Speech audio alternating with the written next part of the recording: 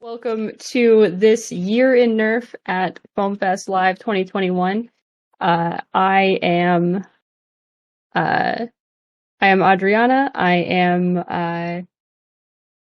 the part owner of FoamBlast. I run this weekend Nerf on YouTube. I run a shop, and I'm here today with Brian Hoffer, aka Buffdaddy Nerf, who is going to help me talk about some of the really cool new releases that came out this year. Yeah, well, yep, Brian, Buffdaddy Nerf, guy who runs Blaster Hub, all that fun stuff. Just runs around on weekends going to different wars when wars are actually happening. And yeah, stuff happened, things came out, people were happy, some other people weren't happy, and that sums it up. Okay, where do we want to start, Adriana? And that's it. I think I want to start with just how many new lines came out. Like we ended up with Ultra was within the last year, Elite 2.0. Those are like the bigger ones. But then there were also a ton of smaller ones. The Halo tie-ins. There's the Dino Strike line. Icon. There was a lot. Yeah, I mean, the Fortnite's still chugging along, not only new blasters, but they did the Ripley reskins of 3 of the existing ones. There's like 5 or 6 different rival things that happened last year, and then 2 more this go around with the Curve Shot series. It's been insane on the Nerf side. And then, of course, Dart Zone came in and just smashed it out of the park. I think I might actually have bought almost every one of their new releases this year, which is not something like I know I have a lot of blasters, but I don't buy every single one that comes out. You don't? Aww. But there's so many good things. Like when they repaint the Tech 3s for Busby and everything else. Surely you buy those. Yeah, those I maybe pick up at the thrift store if I'm feeling generous. But yeah, I mean, Dart Zone had all the Adventure Force stuff going on. They had the Mark II for Dart Zone Pro line. The Nexus and Aeon both came out. It was pretty crazy year of them getting hooked into the hobby side, not just consumer. Stuff on the Walmart shelf, the stuff shooting really far. And I mean, we haven't even got to like X-Shot has their own dino line, because apparently everything is dinosaurs this year. I mean, I'm okay with that. Yeah, it's perfectly fine. It's just one of those funny things of now you're at the store and it's dinosaur everything. It's like, okay, that 20, 30 years after, all the dinosaur shows and everything else, and it's come back around. I am honestly surprised that none of the dinosaur blasters are like Jurassic Park tie-ins and trying to bring that back. Well, on the one hand, yes, I'm surprised, but didn't they get like production on that movie delayed and everything else too? So I mean, probably. I'm sure there's gonna be one at some point, whether it's actual Nerf or if it's some, cheapy thing shooting the little plastic darts. Who knows? But it'll be a trend for the foreseeable future. Yeah. And Fortnite went wild too. I feel like there was a new Fortnite release almost every week. It's hard to keep track of those because they're just letters that just does not stick in my brain. But I know there's been some new additions to the alphabet of Fortnite, as well as like a billion repaints. Oh yeah, I mean, we were excited about the grenade launcher and then got it, and we were like, it's okay. But it's like $60 for what we got. It was like, I'm just paying for plastic. The grenade launcher hurt my heart so much. I was so excited for the grenade launcher. And then it wasn't what I hoped. Yeah, it was very much a case of I can do Demolisher rockets as a legit HVZ loadout, and then got it. It's like, I'll just stick with my Extreme Blast Bazooka. So maybe not last year in Nerf, but coming up very, very soon is the new Hyper line, and I might have heard that you have a little something near you. Yeah, the stuff actually arrived this afternoon, like an hour before we came on here. So I only got a chance to plink around with them a little bit, run a few shots over the chronograph. But I mean, they shoot great at 115, 116 FPS. That you can tell there's no hop up. Because you'll have shots going left or right or curving down prematurely. And it's finicky. It's very much assuming that you're holding the blaster leveler down and that you're moving around, because it really needs the manual agitation for it to do its thing correctly. Would you be able to show us a hyper round up close? Chad is asking. Yeah, sure. Let's just shoot. Yeah, hyper round up close, and I mean, you can tell it's a nice little fluorescent yellow. It's super glowy in your camera. Yeah, it's decently easy to spot in short grass just because it stands out that much, when the sun's out. But if you got it in long grass, yeah, good luck ever finding it again. It's it's going to be interesting to see what the end result is in terms of ammo loss. Yeah, I'm really interested to see how that turns out. I'm a little concerned about shooting it at the park, accidentally leaving some behind, and injuring some geese. Really don't want that to happen. Yeah, issues with that, or if you're playing near a thing that has, drains going directly to the waterways, that sort of thing, Yeah. The park I play at, I have a lake on one side and a river on the other, so I don't think I'll be allowing them at that war. But if I host something indoors, it could be really fun. Oh yeah, indoors it'll probably be great. And I'm sure they're going to be pushing for that in terms of marketing and stuff like that. It's going to be pictures of people in warehouses firing at each other, I would love to actually rent a warehouse. The rare chance that you get to do it, it's always so much fun. Yes. All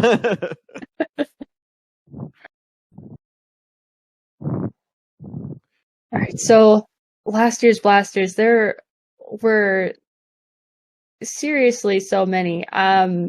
So one of my favorite lines is the Mega line. Was the Moto Strike the only one to come out in Mega? Technically, the Mega Talon came out, but they just replaced the Big Shock with the extra dart storage. Yeah, but that barely counts. Yeah, that barely counts. And then we had like random stuff pop up in the approach to now, like the Fortnite shotgun that is unfortunate. $30 for a single pump action breech loading blaster, Yeah, Mega. I'd like to see more shotguns that actually shoot more than one at a time. 'Cause I think what was it, the Saturn is guilty of that too. It looks really cool. It's so big and so long. Shoots one ball. Yeah. It's like, I want something I can feel like I'm doing trap shooting in Nerf. That's what it comes down to. I haven't held a Saturn yet, but it looks really, really comfortable. It is. Assuming you have arms long enough for it. I don't know. Maybe. You'll make it work.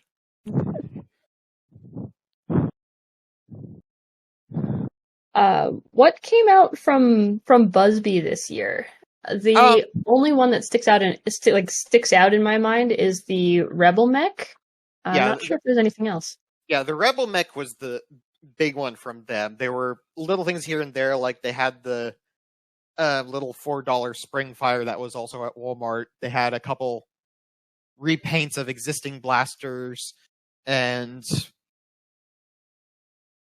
trying to think anything else really, really major. I mean, just a few things here and there. I mean, they had stuff for like soakers because they had the the giant steady stream, the Poseidon or whatever, that was just massive. But in terms of dart blasters, not too many actual physical new things. Yeah, I don't follow most of the Super Soaker stuff, but I was surprised how much Super Soakers came up on my radar this year. Like, yeah, just going with the whole thing of, shoot at people who are more than 6 feet away from you, so on and so forth, and yeah. Especially because Hasbro had to somewhat reboot stuff after the whole lead sticker incident last year. So yeah, oops. Yeah, I feel like for me, Super Soakers are definitely more of a family thing than a friends thing. Like, I remember playing a lot with Super Soakers with my brother and my dad. Whereas when I did play with Nerf as a kid, I didn't have very much Nerf. It was always with friends, not with family. So like that I don't know if that's a distinction for everyone, but in my brain, that's. I guess it's sort of the same for me too, because I mean, Nerf wars around the house. No, you didn't really do it any more than if you did try, you ended up like annoying your parents to no end. But if it's a hot summer day, everyone fills up the Super Soakers, goes outside and has fun shooting each other as a family. And then Nerf stuff, you're usually going over to friends and doing stuff with them. So yeah, that totally makes sense. So I guess in that way, yeah, it would make sense why that popped up on the radar, since everyone was at home with their family, whether they liked it or not. And I guess that's why while people were stuck at home this year, they really got down to designing some blasters. There were a lot of community releases. Oh wow, so many. Of course, flak lever action. Mm-hmm. Yeah, we've had. I started trying to do a list of all the new 3D printed blasters people came up with, and I've got like 10 entries in and realized it's like I'm not even out of the beginning of the year. I'll just stop. Yeah. Yeah, I mean, Worker had a couple of releases with the Cheetah and the Phoenix. After the Mark II came out, it was like everybody just, okay, here's all of the tiny compact sidearms. Here's the Zinc, the Gecko, the Scamp. There's probably more. The Zinc, and all the stuff that let's figuring out how to stuff a massive plunger tube into as small a blaster as possible. So it's just insane what people have been doing. It's crazy how everyone just did that at once.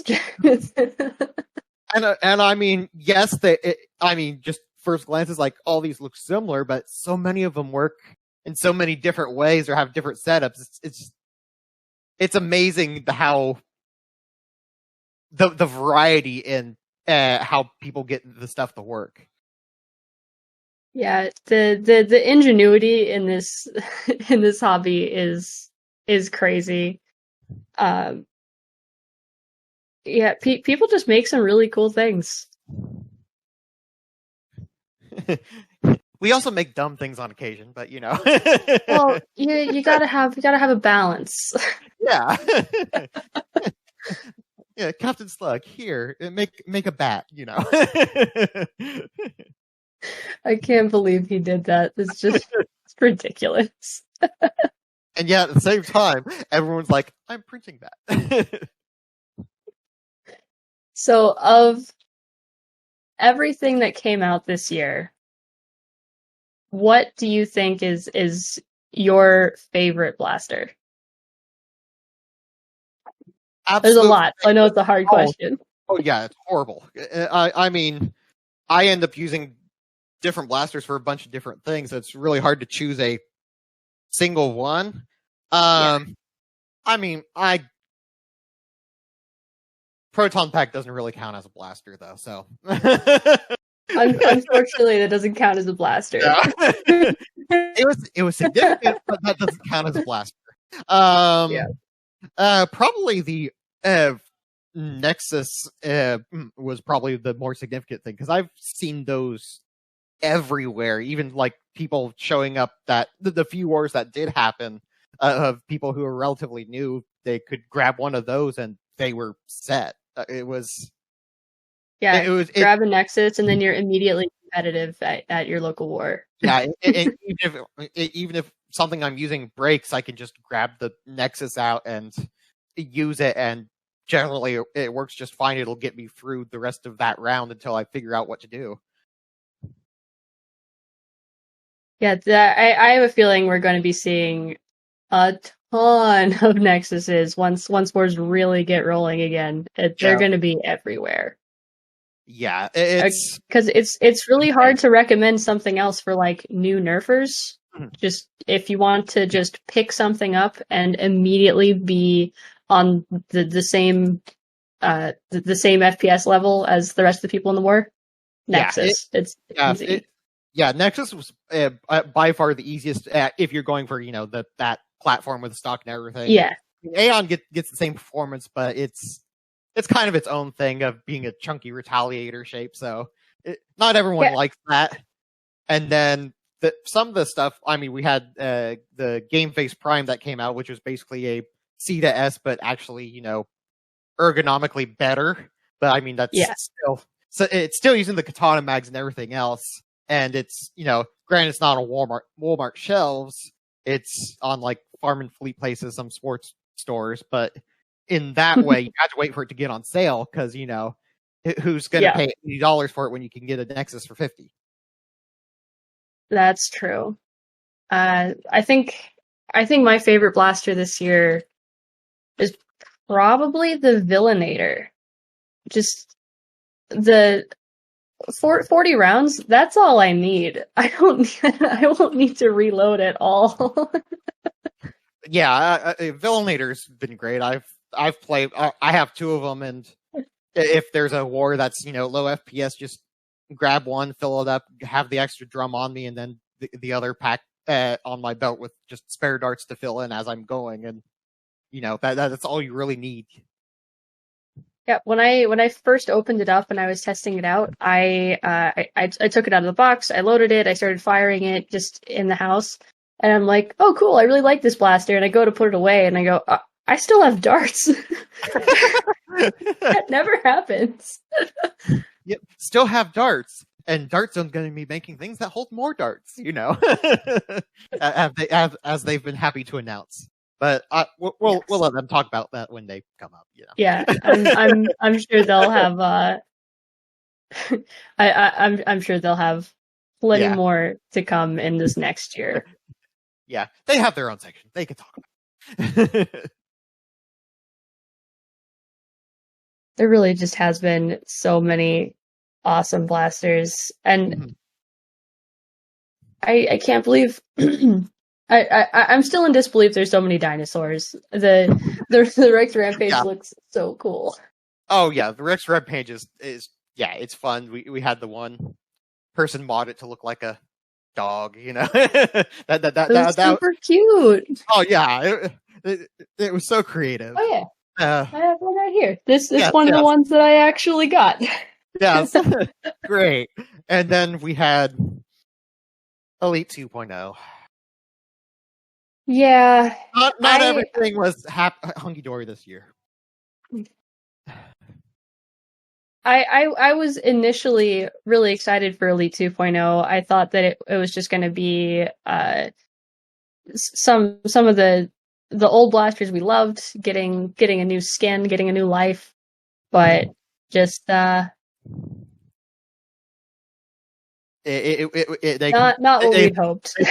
They combined Elite with Alpha Strike, and not always for the better. I mean, we had the famous incidents with the Warden breaking. The flywheel blasters where, I mean, the turbine at least worked decently, but if you have to hurt your finger to release the magazine, that's not a good thing. Yeah, and I mean, being cheap isn't necessarily bad. Like, no.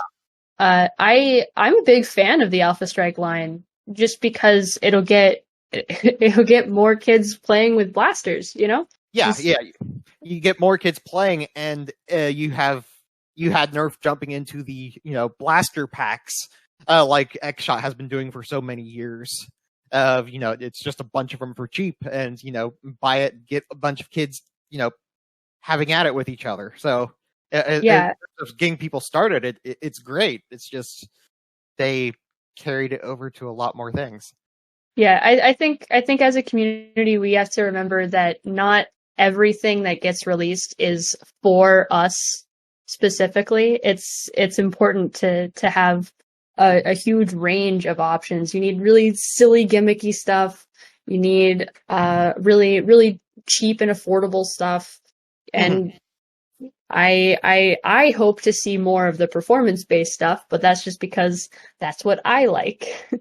Yeah, it's good to remember that not everybody is looking for the same thing. I mean, that's true, but at the same time, when you have the ergonomic issues that, the ice cream truck's driving by.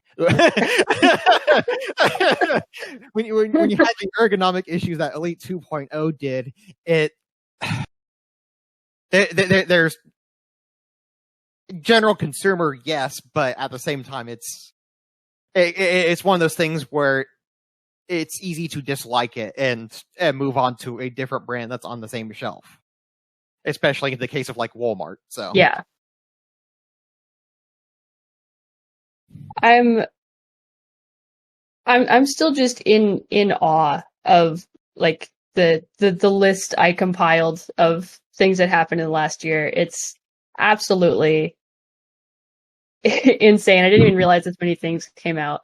I'm hearing the ice cream truck music as I'm sitting here in the office, and I'm just so sad that it's driving by and leaving. Well, of all times, no. I want to ask you one more thing before we go, and then maybe you can catch that ice cream truck. Yeah. Weighing together everything, the Adventure Force Pro Blasters, Elite 2.0, community releases, Ultra, overall, this year's releases, thumbs up, thumbs down. Overall, thumbs up. I mean, there are plenty of things we don't like, but at the same time, there's plenty of things we do, and everyone's just been so creative designing things at home and, just throwing files online or selling things, hardware kits, what have you. It's been a good year overall just for finding any blaster that suits your fancy. If you're looking for something, chances are you'll find it at this point. I totally agree. I think this year as a whole was definitely a thumbs up, and I'm super excited to see what people are bringing to the field once the wars are really getting started again. Yes, people, get vaccinated so we can get all this stuff over with. Wear your mask until then. All right, so I think it's time to wrap this segment up. Thanks for joining me, Buff. Let people know where they can find you. Yes, you can find me on blasterhub.com and the generally associated social media, Instagram, Facebook. Technically there's a TikTok now, but it only gets used like occasionally for silly things. But it's there because it's 2021 and I have to. Well, thanks for joining us, and I'll talk to you later. Yeah, talk to you later. Bye. Hi, I'm Tungsten EXE. Do check out my YouTube channel whereby I share my modding of blasters, as well as my Thingiverse whereby I share my 3D design, and my Instagram. And last but not least, I'm working on a comic book project on modding blasters as well. So do hope to gain your support. I'm Tungsten EXE. Thanks.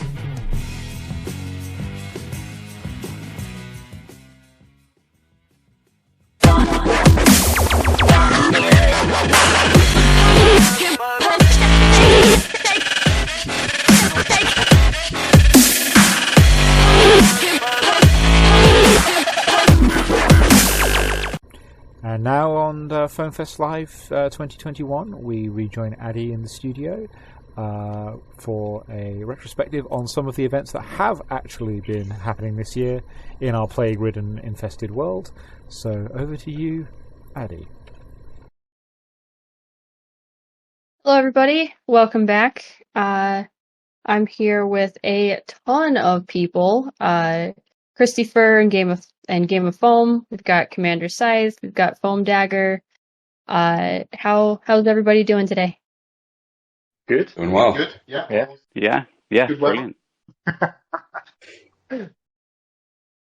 All right, so That was a real conversation killer, wasn't it? Right in. I heard that somebody has been playing during the pandemic. How are we doing this? Is that okay? We've all been playing. Yeah. I have kids, so I never stop playing. Good. But no, Nerf-wise, Michael and I have been running an online HVZ game on Facebook, which started at the beginning of the first UK lockdown. Actually, a little bit inspired by the Games of Foam guys did a toilet roll challenge. And Yeah, I remember that last year. I kind of picked up on that and thought, well, what else can we do to keep everyone nerfing? And expected to get maybe sort of 20 or 30 people join in and play this little HVZ game that I put together. And we've now got, I think, are we pushing 300 now, Michael? Sort of all over the world. Wow. Yeah, we have a good amount of people that are within the group, and at a given game, we can usually, at least I can handle close to about 30 players at a time. That is a ton of people. I had no idea it was that big. I think I don't think we've ever got to 30, but I kind of felt like 30 was the cutoff of what I could handle in a given day, as far as monitoring what was coming in and reminding people to either post or if they're either a player or zombie. So how does online HVZ work? How do you end up tagging people or hurting people? So the sort of the basic premise is that to begin with, whoever's organising the game will sort of issue 3 bytes where they'll tag people in a game post, and each of those people then has 3 opportunities to hit a target with a Nerf dart. If they miss, then they become a zombie, and the following day they can then tag 3 people. So the defences are effectively done by shooting a target. And since the sort of basic premise came in, Michael introduced quite a lot of dynamics in terms of storytelling as well. So it's a lot more immersive now than it was when we first started. And I actually started a league, which is kind of a storyline that spans, or which is going to span 4 different games. Nice. So it's become a lot more immersive than it was when it started. But yeah, the basic premise is you get tagged, you shoot at a target, and if you miss, you're a zombie, and if you don't, then you score points for your hits. Do you have do people take videos of the target shooting, or is it honor system? yeah, so the big premise of it over Facebook, as soon as you get bitten, so you get tagged through Facebook that you've been bitten, and so the average gameplay is, and I say it in US's style of metrics, is a 4-inch target at 16 feet away. And in the beginning, since we did have international players, I had to kind of learn how to do it in meters. So that's the average gameplay if you're bit by what we call normal zombies or narrative zombies, because a lot of times as he stated, I made it more very LARP-esque.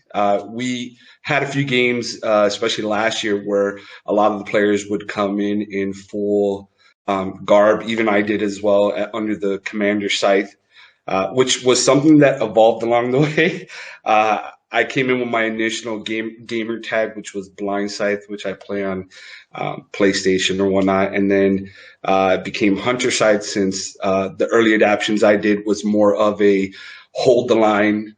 We're defending the last bastion of humanity against waves of zombies, to the point where I started making more as if we're similar to like stars from Resident Evil.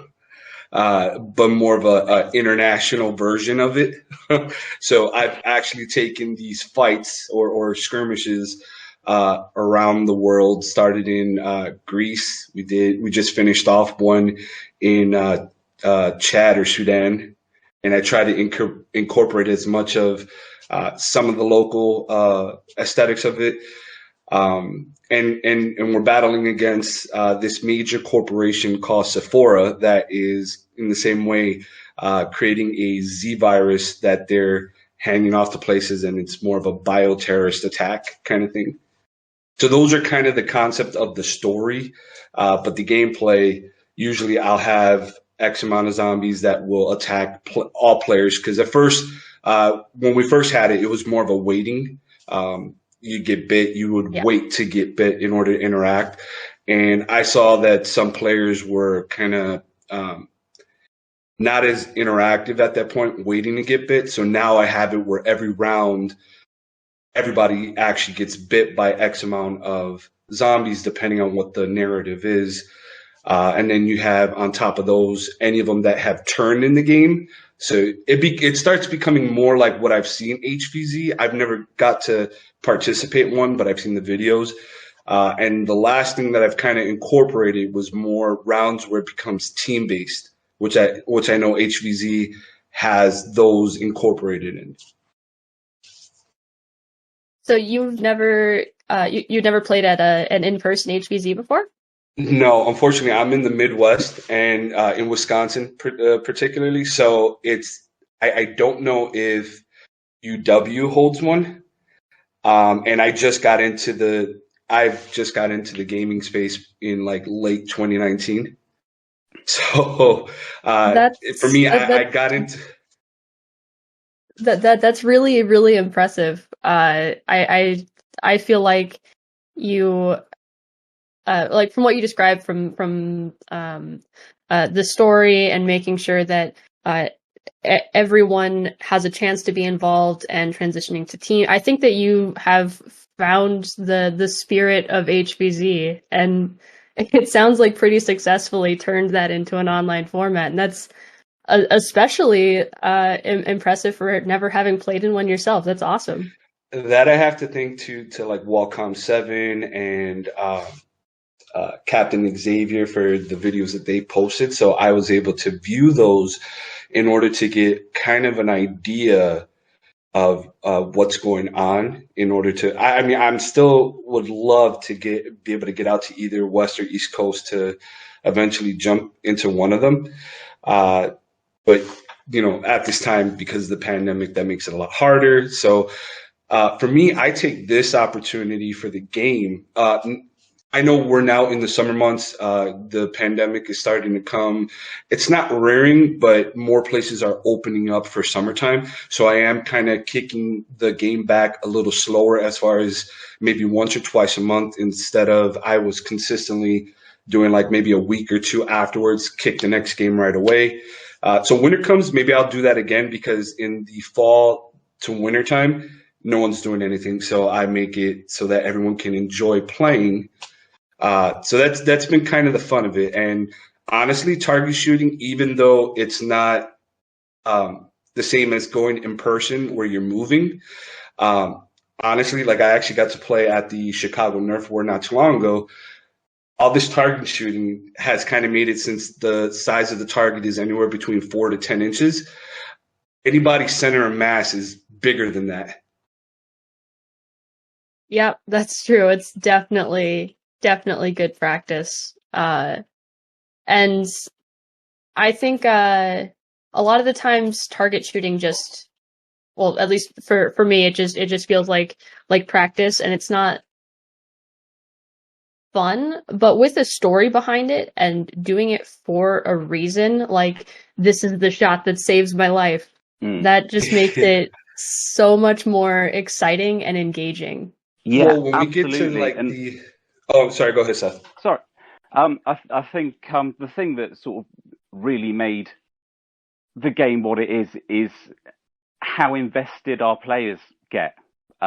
We've gone from sort of point and shoot a target kind of response to plays to, especially within certainly the league games that I've been running as well, people putting together a whole sort of a character and getting themselves dressed up and getting really involved in what they're doing, to the point that I've started from the league games now actually posting compilations of each heat, and giving sort of prizes for the most invested person, and the things like the best character and the best one-liner that people come out with and that sort of thing. And it's, as the organizer and not sort of directly playing, it's fantastic. It's really entertaining to watch how everybody constructs these characters and then feeds into, so we'll have a storyline in place effectively, and then other characters will occasionally do unexpected things which will take our story somewhere completely different. It's really gone from being an excuse to continue nerfing during the pandemic to having a mind of its own, really, and becoming something completely different and certainly bigger than I ever thought it was going to be. Yeah, the being stuck inside has really helped a lot of people get creative about engaging with the hobby, and it's really, really cool, the idea of online HVZ. If you had to pick one, what do you think is the most creative target video that someone has posted for the game? I'm sure there's a ton. There are a ton, and the one that sticks out the most is one player named Anthony Cayalo, that is on the West Coast, and he has this amazing dramatic flair from when he was doing zombie videos, and he was donning like this creepy black and purple bunny mask, while just like his movements on the screen. Not some players would do this, but he did it because he thought it was fun. And I eventually kind of gave him the idea for a name as Void Bunny, which he loved it. He's run with it, and it was like seeing a 30-second slasher flick. He would come out with like a sword of some side or some type, and like drag it along like he's coming to hunt you, prior to actually choosing who his victims were. So that was always one of the most fun zombies. As far as player wise, I've always liked the compilation between his name is Ben Maddox. And he, just the reaction between him and his girlfriend as she's recording the video, it's always a funny banter back and forth to hear. And his big thing, he's like shoots his girlfriend's plush doll collections as targets, and so it's always it's always fun to see that. That sounds like they really get into it.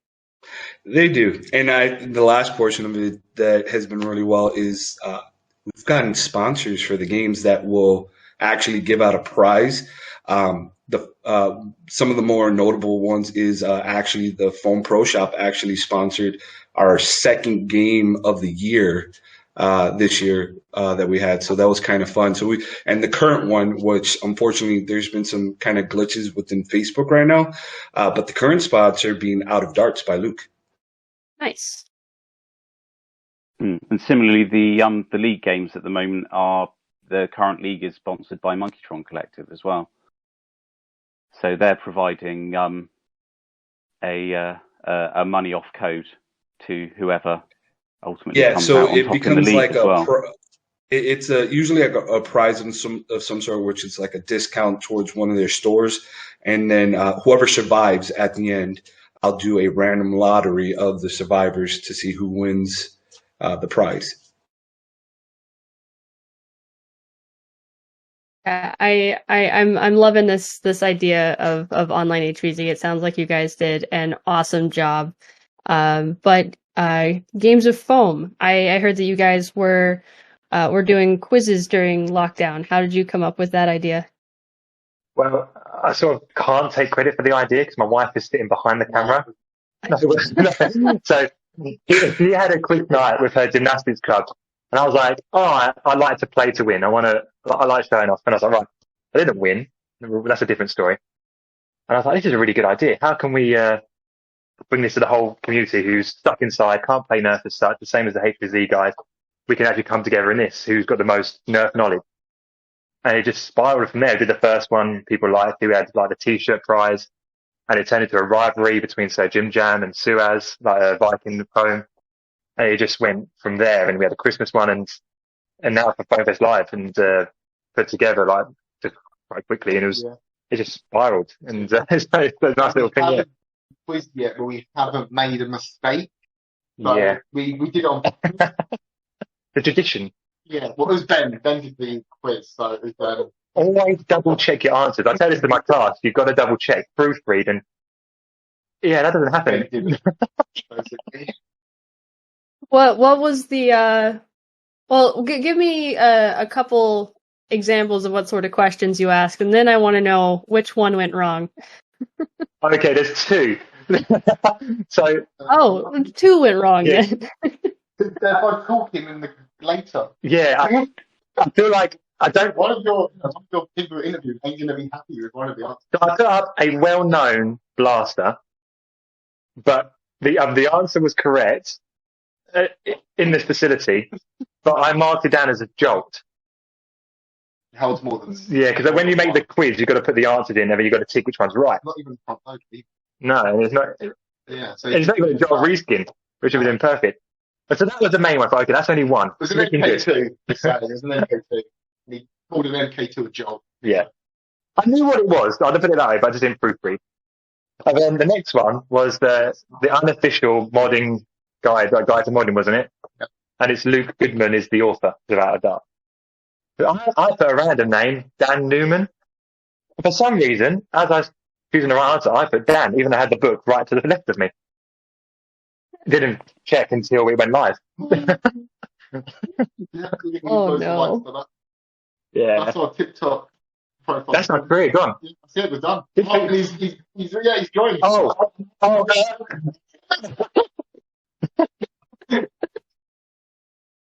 Did you- there's Dan Newman right now. Oh, bye, Dan. Been a pleasure. Yeah. We're going to do something at the end of this. Disciplinary action. Yeah, what's some disciplinary action coming at the end of this segment. So be sure to wait for that. Yeah. Yeah. But yeah.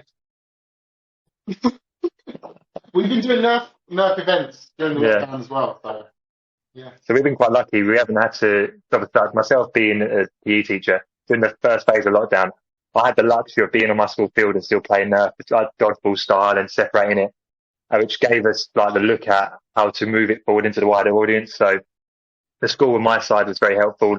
Like the health and safety side had helped us look at it, and it then just managed to bring it out to the wider community. So I hear that that you've been successful on TikTok recently. How many followers? That's successful to be honest. Yeah, we've got all our 3,000 followers. No, 2001. But yeah, really successful compared to everyone else that's got a lot more than like millions. But I feel like families did take the brunt of the TikTok saga. Yeah, we were just doing it through lockdown because there was nothing else to do. Yeah, we thought, why not? That was better. We might as well do that. So since we've been able to get the events on, we've been filming some bits here and there. at the events as well. And doing our own stunts. Yeah, doing our own stunts. Yeah. All our own stunts. Definitely not a dummy or anything. So is that the secret to success for TikTok? Just have nothing else to do.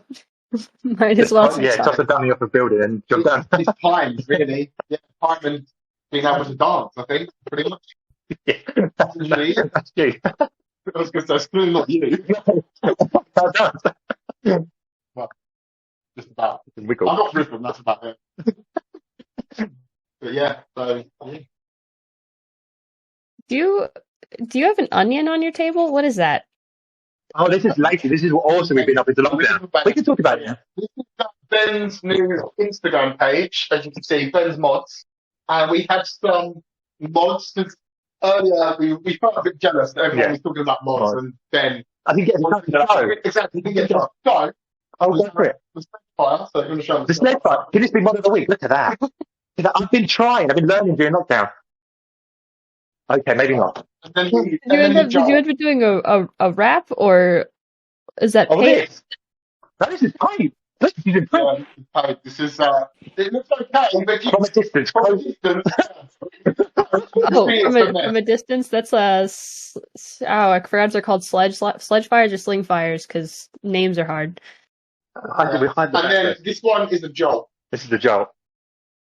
And people might be asking why there is this on the front. However, I will let Ben explain. So HBZ, as the story has got around, that we played a HBZ round with our first event. It's coming soon. Yeah. It's stopped it, so HBZ's coming. UK HBZ's coming. The HBZ. I didn't listen to the rules. Being a game organizer, I should have known better, but I didn't listen to the rules. Then that bit me in the bottom, that the fact of I ended up snacking and then got tagged out. So, why did I bring the snack to the blaster? So my hand is always ready to tag someone. I was like, yeah, but I don't want an apple. But, holy, mate. Sit in there.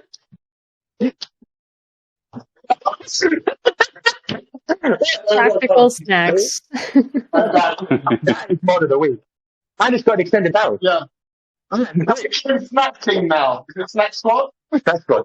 Can I give you a suggestion for your tactical snack? You should put it on the back end, so that way you don't have to point it at your face when you snack. Yeah. If your snack was on the back, you know, for V2. If your snack was on the back as well, you could prime the blaster with your teeth whilst snacking. Oh no!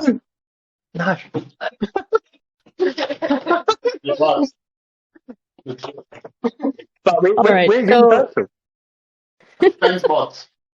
But follow us on Instagram. Sorry. Before we say our goodbyes, it's pretty obvious the Mark II is not a jolt, and come on, everyone should know Luke's name. I've heard there's a bit of a punishment in order for you. Yeah. Let's do this. Right, we're going to have to move the camera outside. So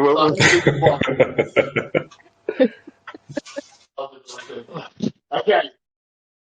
Can you see this? This is what happens when you're wrong on the internet, people. So the internet is a cruel place. The fact of I got 2 questions wrong, and I had to have darts thrown over me twice. Yeah, is it not working? Live issues, man. Like, have you seen our advert? We don't just have darts. We also have like smoke grenades, but it's not working. There's not even a smoke effect. So like darts. We'll pretend there's lots of smoke happening right now. We'll pretend there's smoke. Like Adriana said, we have the punishment in order of darts. You ready? I don't know why it's such a big dish. Like, is it rival? Was it hyper? It's going to be darts. Oh. So count down. All right, 3, 2, 1. However, that wasn't that bad, actually. I panicked. in 2 mistakes. I thought it was. I'm going to beat this the hardest, mate. Oh, mate. That's the rainwater from the UK.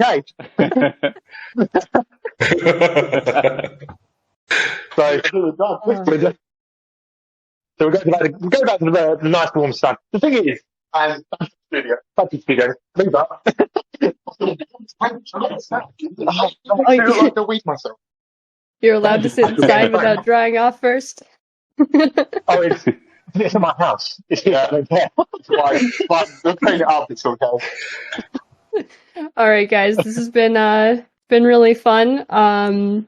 Games of Foam. Where can people find you to follow you? TikTok. Yep, TikTok. Facebook. Instagram. Oh yeah, no. Yeah, Facebook, TikTok, Instagram. All good. Perfect. And I do that on our website. Where can people sign up for online HVZ? It's on Facebook. So if you search on Facebook for Blaster Tag online HVZ, then we're there.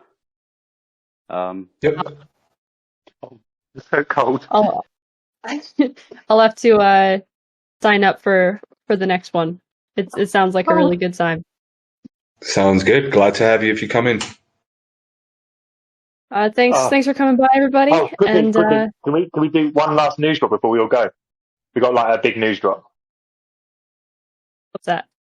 So, weekend camping. Yeah, Nerf camping's coming this year. This year in the UK. Weekend camping Nerf. That sounds like a fun time. And I figure if you follow Games of Foam or just Brit Nerf, you'll end up finding out more information about that as it comes. Sounds good. Okay. All right, thanks for joining us, everybody, and see you next time. Thank you. That's a hot chocolate.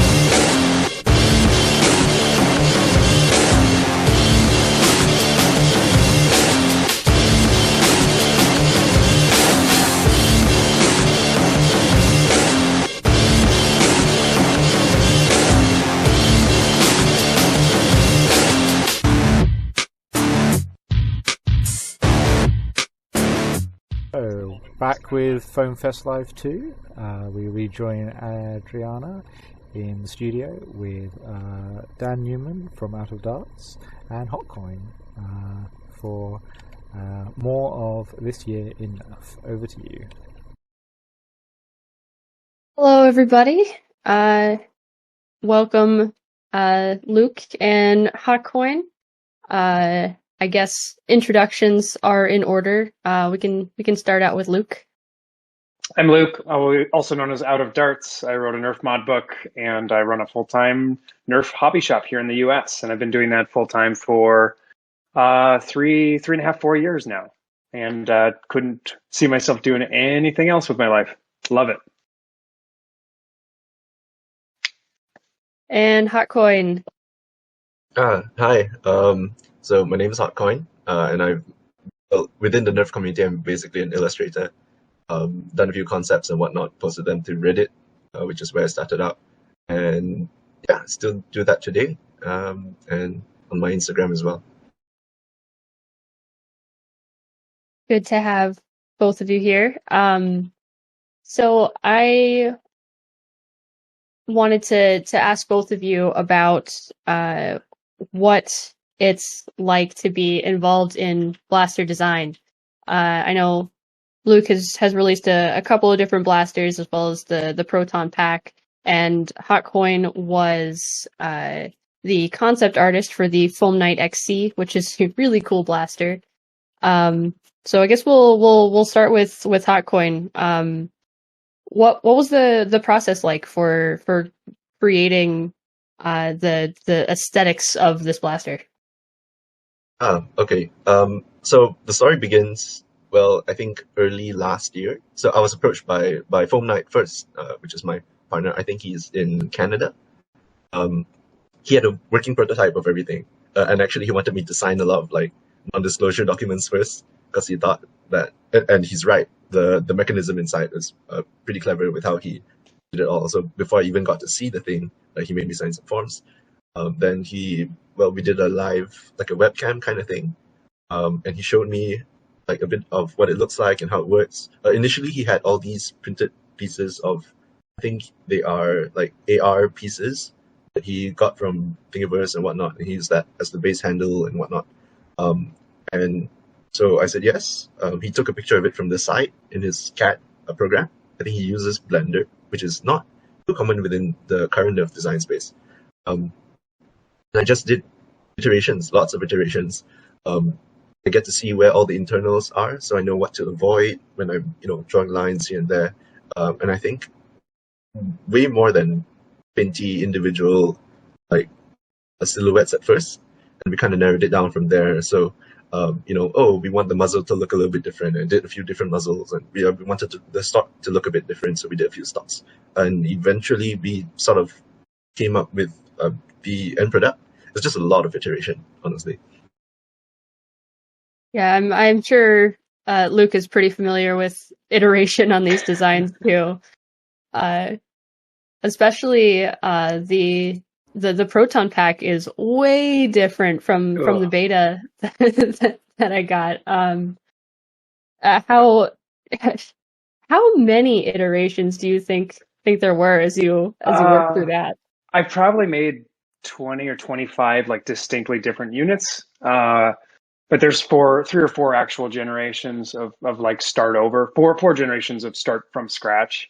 The Proton Pack became this problem. Hey, Spam, if you're on here, this is yours. But the Proton Pack became this thing where like the shop kept growing alongside the demand for it. So the pressure on me to make it actually like really rock solid and really functional and work well got higher and higher, because there's a difference of selling like 20 of them, 50 of them versus hundreds. Because if you make a mistake or there's a problem, it's going to cascade. And on that note, like we just made a mistake. I shipped about 25 customers boards that hadn't been programmed. So if you're out there, you already got an email from us and we're shipping a new board on Monday. But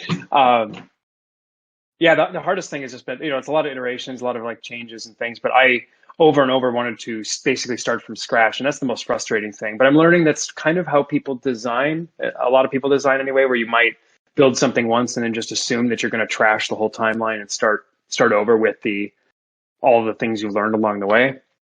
And I'm kind of coming to terms with that, because I had another blaster that never got released. This is Athena, which I teased in a couple other videos, but and this isn't even the most recent version, but this is a brushless rival blaster that's going to go with the Proton Pack.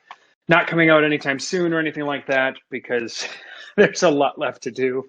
But it's one of those things, like this turned into, I got it far enough as functional prototype, and then it just got more and more like so many things need to be fixed. I basically have to start over from scratch and restylize and replace all the interiors and figure out better ways to print things if we're going to print it or if we're going to go injection molding, that kind of thing.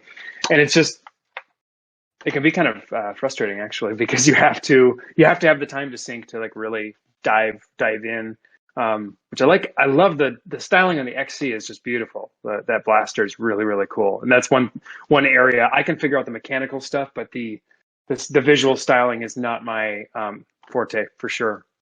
Hey, thanks. It's interesting how many designers really do seem to lean one way or the other, like which is easier for them to understand and grasp. Is it the mechanics or is it the aesthetics of the blaster? I had a question leading into that, and it just popped out of my mind. I think I was going to ask Hotcoin, what where did my question go?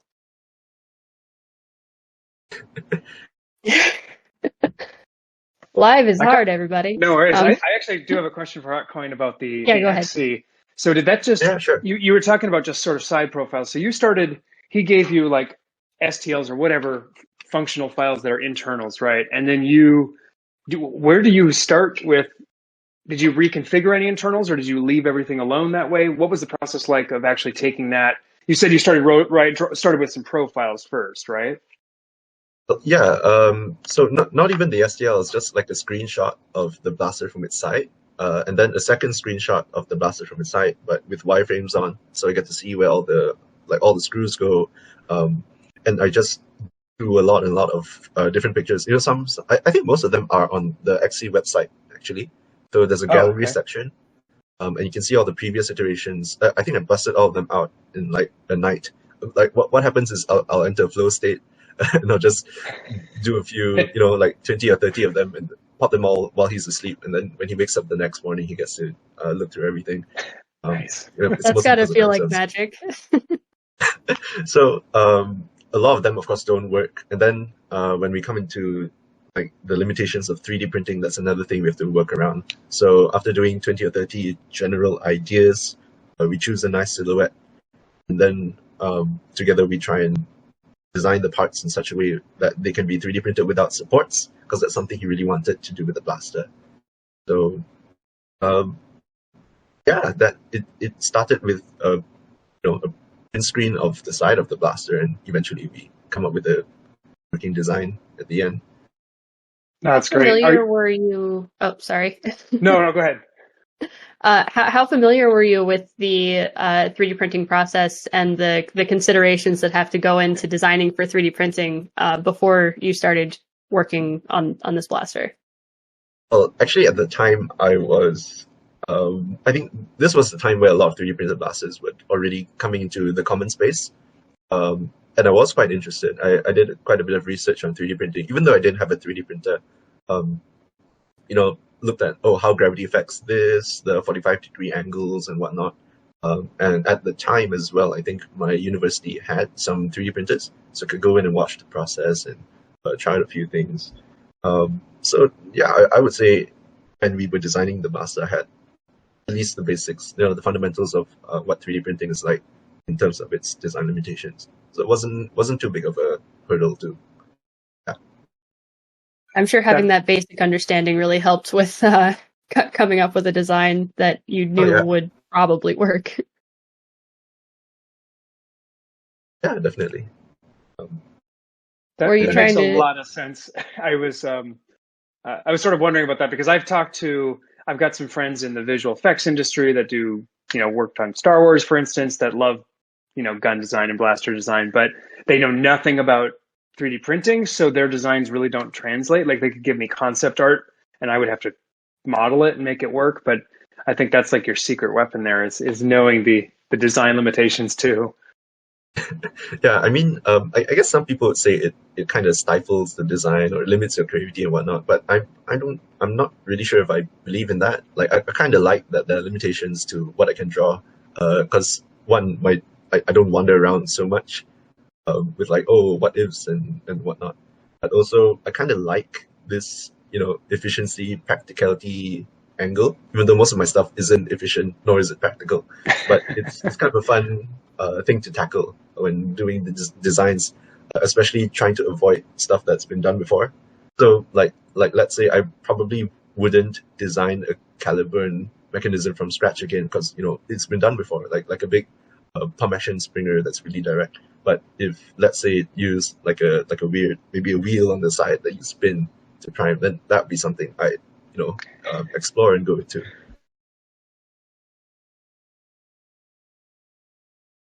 Do you think that if you weren't given the internals first, that it would have come out completely differently? Probably not completely.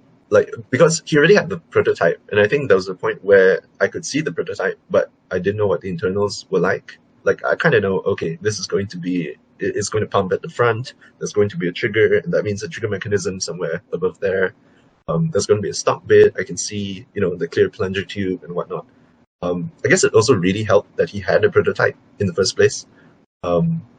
Especially with like the length of the grip. I can use the length of the grip to measure out, how far I can extend the stock back and things like that. So it probably wouldn't have changed so much. It probably wouldn't have changed too much because externally, ergonomics, I mean, we're all human, right? Most of us. So our hands, our shoulders and whatnot, there's a ratio to that. So, you design around that instead of designing around internals. Luke, what is your, I just got a message that we passed 3,000 pounds for charity. Woo-hoo. So that's awesome. Thank you everybody for donating. That's super cool. Luke, what's your process for designing a blaster? Do you start with, just the idea of how it's going to work mechanically? Do you start with a sketch? How's it work? Sure. Yeah, I pretty much always start with actually I'll start without 3D printing. Like when I put this together, I literally like pulled the pieces, all the hardware that was going to go inside here, the gear motor, approximate placement. I pulled a random grip from another blaster. I pulled a barrel piece from Jupiter. I put, a rail, and just kind of like set that on a bench and looked at it physically, how all the parts were going to fit. And then from there, I'll just sketch out a rough outline with kind of a diagram of where things are going to, in theory, fit. And then I go system by system, designing the individual parts. So like with this blaster, this is Athena. It was figure out the grip and make a basic, super comfy grip that feels awesome in my hands. So like that was all I worked on, was just the grip first. And then it was the magwell, and then it was the flywheel system, and then it was integrating the three of those. Then it was the pusher, and then putting it all together and stylizing everything and getting it, cleaned up. It still has tons more work to do, but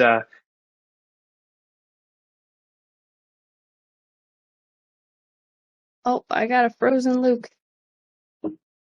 Somebody thaw him. Like a quick prototype. And I see a lot of community blasters out there that feel a little more prototypey. They might break more frequently. And this is not degrading them in any way. It's just like I couldn't sell something that feels prototypey because it'll just be emails in my inbox of people needing to fix it and repair it and, that sort of thing, or problems printing, questions on how to do this or that. So going to start over yet again. So I guess leading off the last bit about some blasters not feeling completely finished, what advice would you give to blaster designers to create a cohesive product that feels like it's going to last for a long time? I mean, I think the biggest thing is just time, and I don't really blame anybody for not doing that, because ultimately you're a hobbyist and you're just making the thing. If it works well enough for you to go play with, you're kind of done. If you're not really needing to sell it, it's really not a problem. But it's really just like time and feedback. So it's do a beta, do an alpha, whatever, and get real feedback from people that would actually be interested in building or purchasing or printing, depending on what your blaster is, whether it's like a kit or just files or a completed blaster, and really get that feedback. And we've had to slow down our production and release process on everything that we release. We're no longer at this point where I can just say, here's a file I designed this afternoon and we list it tomorrow, because I don't want 200 of them coming back to me with an issue and having to, we want to make sure people have a good experience with it. So you almost, if you're just designing for yourself, you kind of get to do whatever you want, which is very, very freeing. And I do have some of those designs still where they're never going to get sold because they were never intended to be that. It's just something for me, or it's a, personal project or whatever. And I mean, we won't even, as much as I love open source, even those personal projects, I won't open source because they're just not polished enough, and they're not going to be fun for people to build, and they're going to cause a lot of headaches all around with us getting all these questions. I've sent out this email probably hundreds of times to customers, but we had a project, Silfrina. It was like a really rough bull pup, kind of worked like the Hurricane feed. So it had 4 tubes and they were built into the stock. And it was super fun, and it worked okay-ish, but it was a mess to put together and assemble. I designed it in 4 weeks from scratch and tested and printed it for a competition. And those files have been up online, and we have got hundreds of emails asking for like build lists. How do I do this? I can't get my fan working. This isn't doing it. How do I program the ESC? And that was not a product, and it was never polished enough to really support those people that are building it. So it was it was kind of a nightmare from our standpoint. So some of the new designers and stuff are people, even veteran designers, might save themselves some headache by just polishing more before they release, or just being okay with releasing whatever, which is fine too, because a lot of people in the community will build and tune and adapt. Yeah, I know when Michelle made the 2-stage hurricane cage, she just did it for herself. She's like, we don't sell it on the shop because we don't want to support it. It was it was a rough decision whether to release the files or not. So we ended up releasing it, but there's like a disclaimer on it, just being like, we're not helping you build it though. Yeah. This was free. Good luck. I still get emails for that too. Oh, Michelle just told me that she still gets emails for it, though. So yeah, we get quite a few because we do sell it. We license it from FoamBlast, and we do support it quite a bit. Which is, we have warnings on the listing. We're like, don't make this your first mod, please. Oh yeah, definitely. I mean, that's any 2-stage build. Don't do it for your first mod. It's not a good idea. It's just twice the opportunity for mistakes, really. Yeah. And that one in particular, it's like one of those things. And it's not like an unpolished design, so it's not really quite fair to compare that to like a blaster that's sort of like a beta feel. Like the design is polished. It just is the limitations of the blaster. You have to like cut away a bunch of the shell to make the motors actually fit, and you have to make sure you solder really close to the motors and even bend the tabs in a bit to make sure it fits. Yeah, it's extra finicky. Oh, but and but I feel that way a lot about several of the blasters that are released for free. Like they're really cool, and once you get them built, that's awesome. But the process to build them can be quite difficult. And I'm sure for some people that is part of the fun. It's like putting together a puzzle that you can play with afterwards. It's way better than a jigsaw puzzle, but it's got a similar feel, I think. Yeah, definitely. And some of those are really, they are fun blasters and they're cool to put together. But I won't say specifically, but I have more than one blaster that I've like soldered up, printed, finished. It's like ready to fire, gonna shoot it for the video. And I'm like, boom, boom, boom. Oh. And then I'm like, don't care anymore. I just like leave it on the shelf, and you've already spent like 3 hours putting something together, and you're trying to do other video content and everything else around the warehouse. And at some point, I'm just like, I'll set it aside for now. Reprint later. Yeah, I'm not a super great modder. That's Michelle's forte. But when I run into those issues, my problem is I don't know if I'm the problem and I built it wrong or printed it wrong or something, or if it's something inherent in the design that that should have been more mindful of. So I'm sure it could be difficult. Yeah, and there's a number of different problems there. It's not only just like the design itself and the knowledge that the original design creator has in their brain that you do not, depending on how good the documentation is. And some people are fabulous at their documentation. We're trying to get better. And some people are they're just like, have at it. No documentation figured out. But then there are blasters out there that are wildly polished and beautiful. And I'm seeing one behind Addie's head is the Lynx. I got my Lynx from Silver Fox Industries last week. It was a trade for a proton pack, and I am in love with that blaster. It is incredibly polished. It's very simple, but it is rock solid. Oh, yeah. I'm super excited about that one. So the Lynx is definitely an example of one that is incredibly polished. He was in beta for like a year. It was, and it shows in in the design. And in the Orion Blasters Discord, he does an excellent job supporting it. Anybody that like breaks it or has problems building it, has questions, he's there to answer it, and it's awesome. But it looks like it's about time to wrap up here. Over 3,000 pounds is amazing. So thank you everybody that's watching.